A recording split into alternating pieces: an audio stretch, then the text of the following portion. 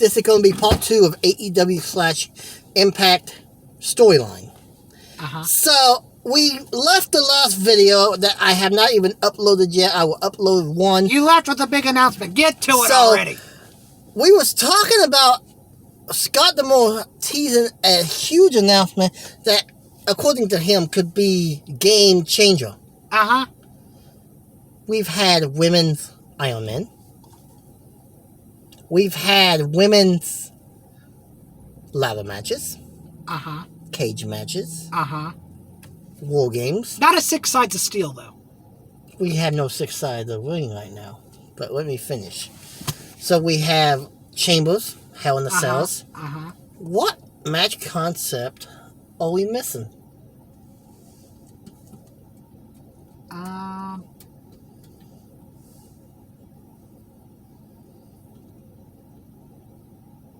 Not Lumberjack.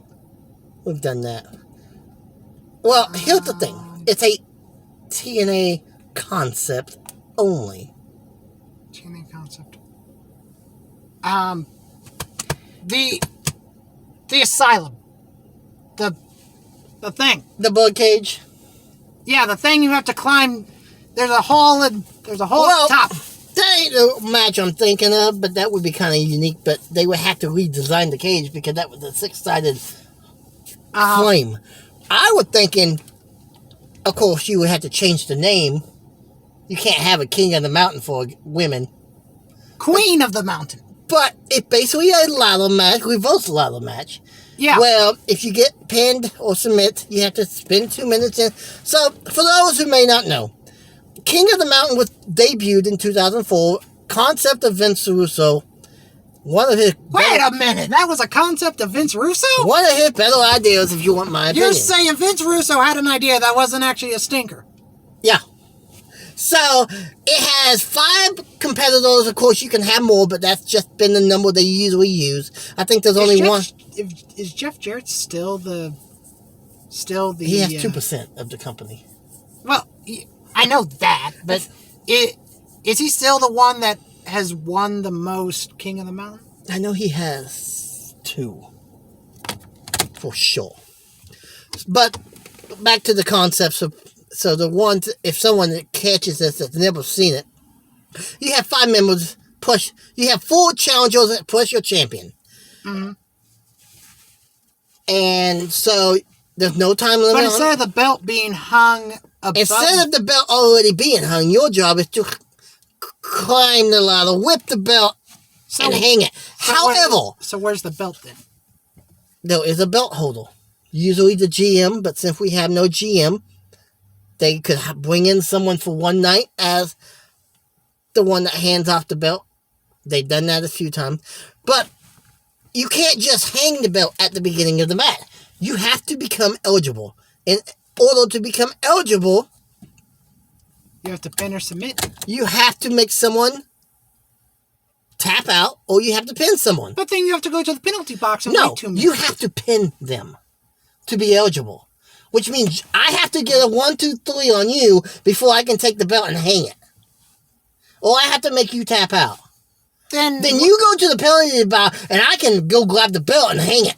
So you mean I'm going to have to stand there for 2 minutes? In the penalty, it basically, if you remember with the NWA when they used the small cage that they shot up to the air. The shark cage. Yeah, it's bigger than that. Because you can put up... Well, you know the cages that WWE used for the War Games? Yes. It's about that size. And sometimes a match inside that is fun to watch. And you get them trying to actually come up with a plan to work together. So the object just isn't to hang the belt. You actually have to pin someone. You have to pin or submit somebody, and then you have to set up a ladder, grab the belt, and hope someone doesn't come and knock you off that ladder before you hang it. Because you have to completely fasten the belt and hands off for it to be considered hung. But in later years, they've actually had a hook. Well, they actually fasten the belt as they climb. They can get it fastened and then they just hook it. So that would be kind of cool. Do I see that as the announcement? No, I think it's something else. I think it's going to be something. It's going to be funny in 3 weeks if after this video is fixing to go upload later today. What would be funny is in 3 weeks at Hard to Kill, if one of our ideas is actually what is announced. Because then we can honestly say, we called it. Well, I know how weird this is going to sound, but I do know TNA only did this one time. And it was, I believe, between Team 3D and I think the Steiners. But what about the... No. You knew exactly. And it wasn't the Steiners, it was LAX. And no, we're not bringing back the electrified steel cage. That was stupid even then. Yeah. So, I know I'm going to title this Impact and AEW, but I want to touch on one thing WWE real quick. New NXT thing? No. Well, there's 2 of them in the morning. We got India that's going to be filmed in Orlando, which makes no sense. And Mexico supposed to be in the early stages of discussion. Now, what I want to touch on is WWE... Burning the Fiend? Pretty much killing off the character of the Fiend. How are they going to bring that back? And make it be believable? Through the power of Alexa Bliss. Or do they have Undertaker come back and basically do, I am going to raise you from the dead? That makes no sense. Undertaker is supposed to be the Undertaker. Yeah, but he's retired. Leave him alone. I didn't say he had a wrestle. He just saying that there's too much evil running around. I need to bring back. Well, for you to take care of it and then walk back off. Well, hey, Bray kissed Rambling Rabbit and he came back to life after Bray killed him. So he could kiss like the Lantern and maybe the Fiend comes back. I don't know. I mean, there's also a rumor that Bray was very upset with WWE, so this is the way to kill him completely off, and he won't be back on WWE. But you have to admit, they made the Fiend look strong in defeat. I mean, his jacket caught on fire, and he ran and suffered an RKO. I honestly think when the sole purpose of the match is when the sole purpose of the match is to set someone on fire, that going too far. Now, guys, I'm not saying that I like these types of matches. I mean, yeah, with Taker and Kane. I didn't like them. I despise these types of matches. It made sense with their background and everything. I mean, I'm all for a good hardcore style match. I love the hardcore style of wrestling. Not so much as Combat Zone does, but You mean where they use loaded weed eaters and actually turn? Yeah, but as far as the ECW style, even the ECWA or the Canadian version of the hardcore wrestling style is okay. But when you go to the style of combat, I think that going a bit too far. But that's just one man's opinion. But however, WWE's booking sucks. I had to watch 3 hours of Raw. You know this because I kept you updated. I expected them to continue the momentum that they created. They can't continue any momentum. They had the momentum, even if you don't like what they did with the Fiend, how they booked that. They had the momentum from that, but they didn't do nothing with it. And now... And I guess And now... In 2 weeks, we're going to have a bunch of old goats who doesn't know what they're doing anymore for a cheap rating boost. That's not even going to work. And here you're complaining about AEW bringing in Sting. Well, that's completely different. How is it different? Hold on. I know I give AEW and anything not... You're the one complaining about Sting! And here WWE announced 15 of them! Hold on! Calm down! Oh, that's my lamp for the month. Hold on! I know I give anything that's not WWE a bunch of lip. Oh, amen to that. But... He's WWE biased, just so you know. Yes. I will admit to that, even though, because here's the reason. I really want to like the product. I really, really do. But the only thing that I'm going to go on a rant, but hey, he ranted, so I can rant. Hey, my rant you cut off after 30 seconds. Well, what was the rest of your rant going to be? Okay, I'm watching the clock because when it hits 30 seconds, I'm cutting you off. You mean 30 minutes? No seconds. That's what you gave me. Okay, come go on. But the only... Now, NXT last week was good. In fact, I did not even... Before I left the house, I forgot to record AEW and NXT. So I won't be able to watch them. Oh, no.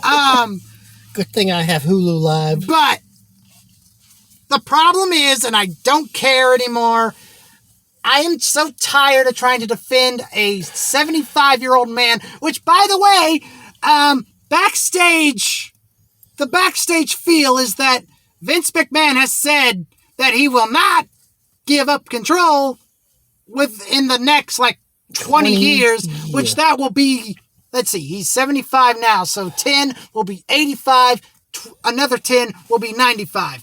The guy cannot do anything now. You know, this is not Attitude Era Vince. This is not Ruthless Aggression Era Vince. This is a run-down shell of an old man who took his father's company, Capital Wrestling, which changed that name to the Worldwide Wrestling Federation. Yeah, try saying that 5 times fast. And he took his father's small little company and turned it into a global phenomenon. Well, just so you know, the Capital Wrestling was his grandfather. The Worldwide Wrestling Federation was his dad. And then when Vince took over, he dropped the 1W and just called it the World Wrestling Federation. Mm-hmm. Which later had to change to WWE because of the fact that of the World Wildlife Foundation, which I find because they took them to court over the WWE, which I find is stupid. If they were going to complain about that name, they should have did it years before. But that's neither here nor there. The thing is, though, they suck. The only thing good is NXT. I have a problem, and their old shows. I have a problem with dedicating an entire broadcast. I'm okay with having a legend pop in. To a bunch of old has-beens? I'm okay with a few pop-ins from time to time. But when you are dedicating an entire broadcast,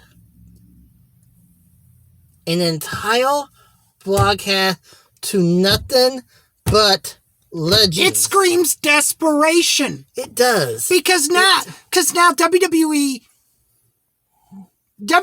cannot hide anymore.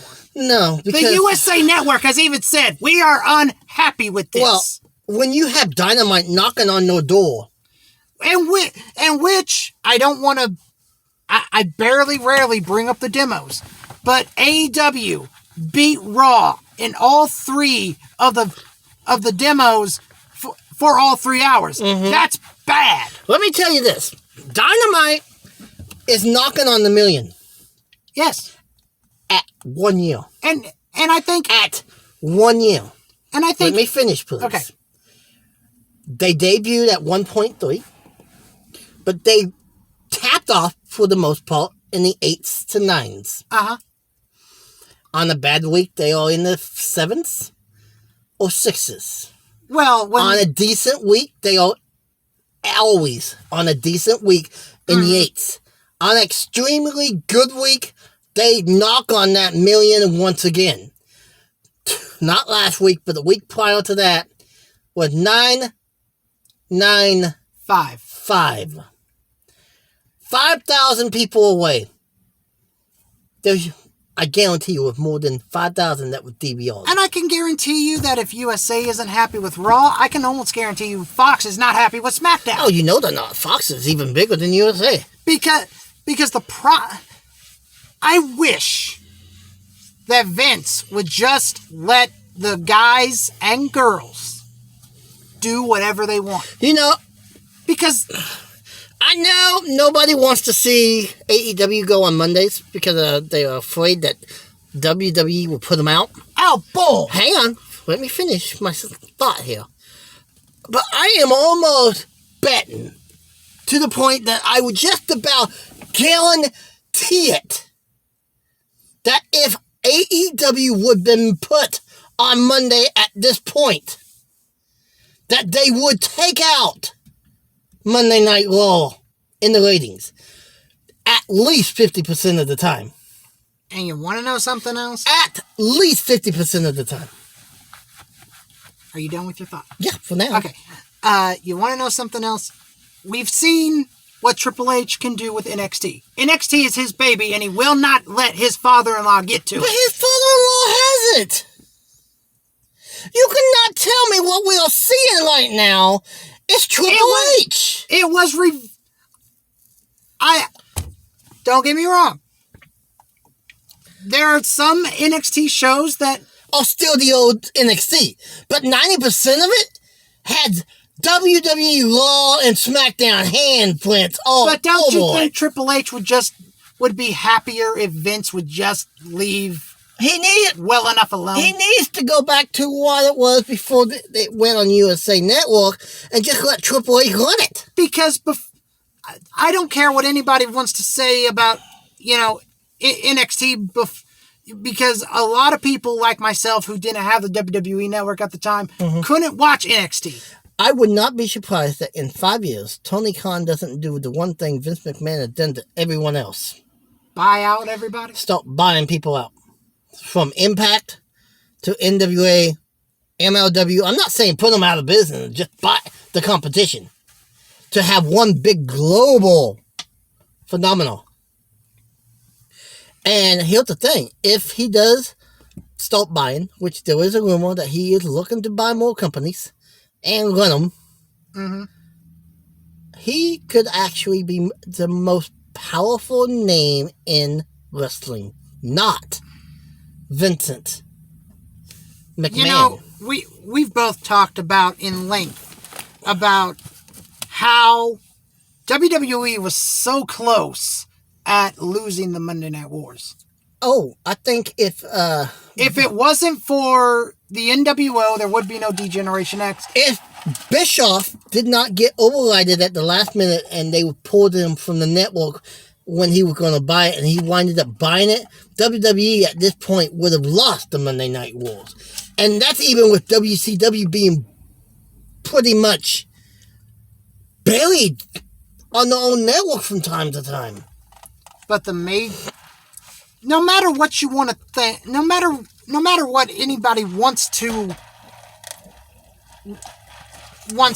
think about this, the bottom line is either that Vince... Stone Cold said so. Well, let me tell you something. I'm sorry, just had to. Not even a Legends Night on Raw. Who, honestly, who's going to care?